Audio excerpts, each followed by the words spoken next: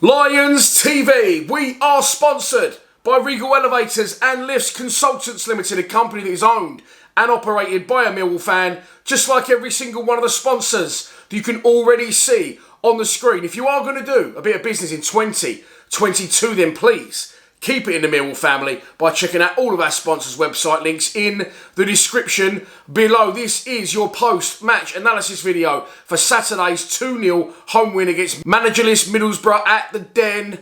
As always, let's start by taking a look at the 11 that the gaffer picked to get the job done. And GR went with an unchanged side for the team that drew 1-1 against Rotherham up there on Wednesday night in Yorkshire.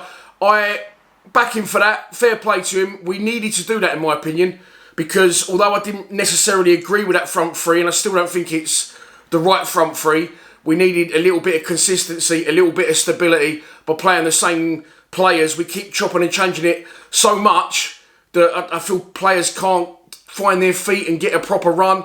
And it's still in the early stages of the season. I think 13 games gone now. So what's that? Not even a third of the way through the season, if my maths is any good, which it probably isn't. But look, I still don't agree with the front three, and there's a lot to talk about here, actually. It was a good win, yes, and the O'Maras are spot on with what they say with, look, we can't keep beating teams and then saying, oh, well, you know, was paper in the cracks, or, oh, well, Middlesbrough was shit. You've got to give the players and the manager credit. You can only beat what's put in front of you. Yes, Middlesbrough were terrible and surprised me, even though they're where they are in the division, really surprised me at how bad they were.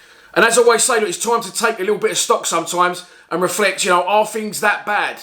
And again, I'm going to show both sides of the coin here. But look, Middlesbrough, below us in the division, really struggling. West Brom this morning, sacking Steve Bruce. That turned out to be a good move for you, Jed, didn't it? But anyway, moving on. We'll say what we want to say to Jed when he comes back to the Den later this month. But look, we done well. We won the game. We are just better than some teams in this division and not as good as others.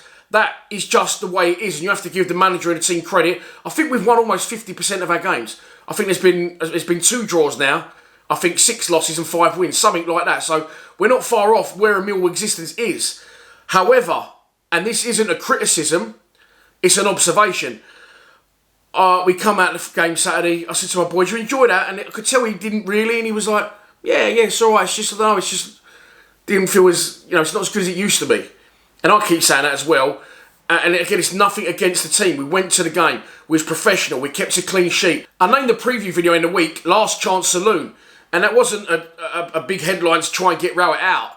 What I'm saying was, really, what I should have said was, within the fan base, I feel it's his last chance saloon. I've said a million times, there's no way the club's going to sack him.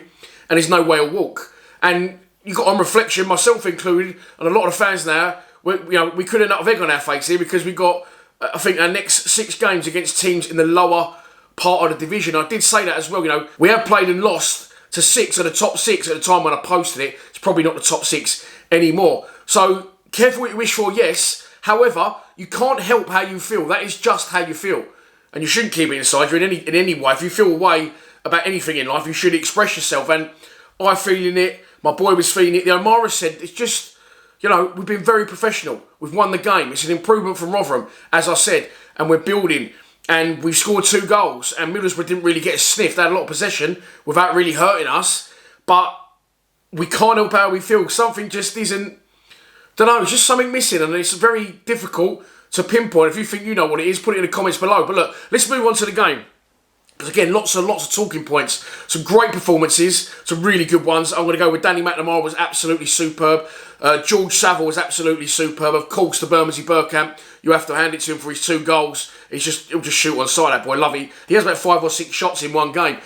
George Long, very much improved and looked a lot better than he had done. Again, I've been a little bit critical of him because he needs games. Any players need games. Even Volsammer. I thought Volsammer looks okay, but when Volsammer looks okay, I tell you when he looked good is when he came central. And he shot from distance and keep the block set. I'll get onto Bradshaw's rebound in a minute because I might have to criticise him for once. But look, Volsammer is not a right winger. We signed a centre forward and we're playing him on the right wing. So maybe if you do play him central, like we did when we brought him on against Swansea and like we did when we brought him on against Norwich, he may do better. But I still think for me 2 up front. Tyler Bury's not a starter. But look, I'm getting well ahead of myself. Let's get into the game. I thought we started well. We was on the front foot and we get an absolutely massive chunk of luck. And if the goal that Fleming got credited against Blackpool was dubious, fuck me. This one, I've watched it so many times on the replay. Doesn't look like it's going anywhere near the target, but we're not going to take it away from the main man. 4 goals, I think, in his last 5, and everyone's getting on board with that celebration. I better try and work on the guns if that's going to be a regular occasion. But look, terrible free kick for Fleming.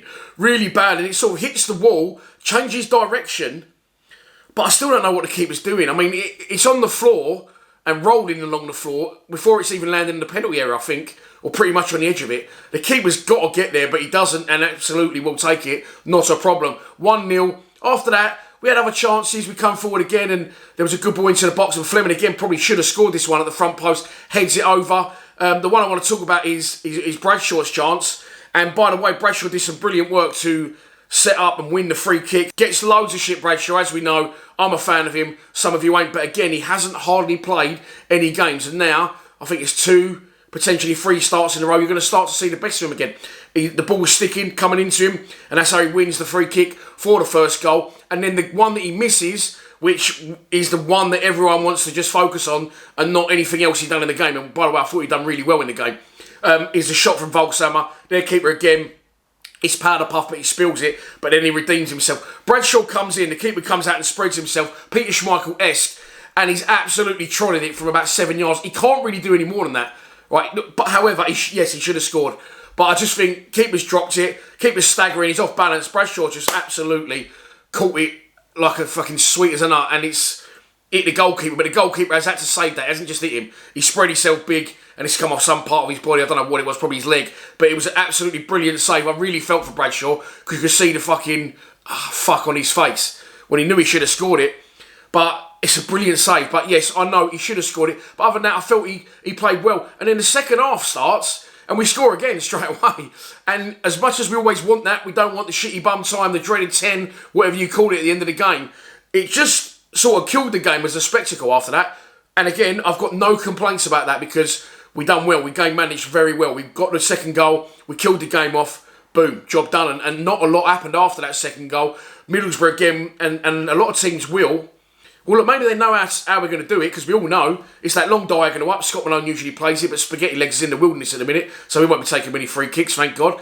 Sean Hutchinson hangs it up, Cooper gets the flick down, and Fleming is, well, it's not only a textbook Millwall free kick off the training ground, which we score from a lot, which Middlesbrough will be kicking themselves for, but Fleming's completely unmarked. Completely unmarked, and he fires home. And again, look, it's a really, really good finish, but he makes it look really, really easy, but terrible defending and marking from Middlesbrough, and we win the game 2-0. And again, I see someone say on Twitter, and they was right. You know, Rotherham, okay, draw better. And then again, yesterday, or Saturday, sorry, it was a day late, this video, was even better again. So can we build on that now? We've got a very difficult away game coming up away at Bristol City. I think we're back into 4 points off the playoffs.